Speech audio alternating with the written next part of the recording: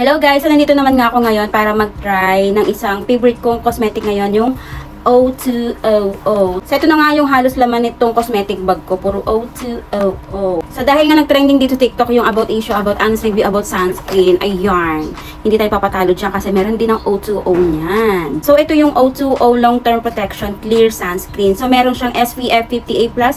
Alam nyo ba, sobrang daming benefits ng sunscreen sa skin natin, kaya dapat talaga tayong gumamit na to. So ilalagay ko na lang dyan.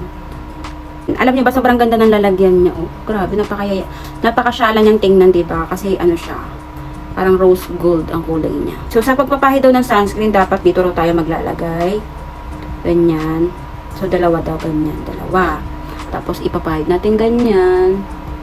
Tapos, yan. Ikalat lang natin sa face. Yan. Super lightweight and non-sticky. Yan. Tapos madali lang daw ito ma-absorb ng skin. Kaya sobrang daming bumibili nito, guys. Uy. Ayan, tingnan nyo, guys, oh. Wala siyang white cast. Para lang ako nagpahid ng moisturizer sa face. So, ito na nga yung meron, just ito yung wala. Diba? Parang halos same lang siya. So, lagyan na nga natin lahat. Lagay tayo ulit. So, baliktad yung kamay ko. Alam niyo ba, maganda to, bukod sa sunscreen siya. Double effect nga to, bukod sa sun protection, may whitening effect pa to. Ganda yarn. Ganda niya, oh. Para na nga siya moisturizer sa face, guys. Pag nag-apply kayo nito. Yan. Nakaka-glow siya ng skin. O, diba? Ang ganda. Yan, ganyan daw.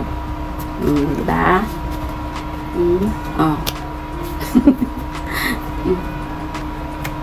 Diba? Hindi siya dumidikit. Sobrang ganda talaga ng product ng O2O, kaya hindi ka talaga manghihinayang bumili dito. Hindi rin sayang yung panambili mo. Kaya kung ako sa'yo, i-click mo na yung yellow basket at i-check out mo na yan.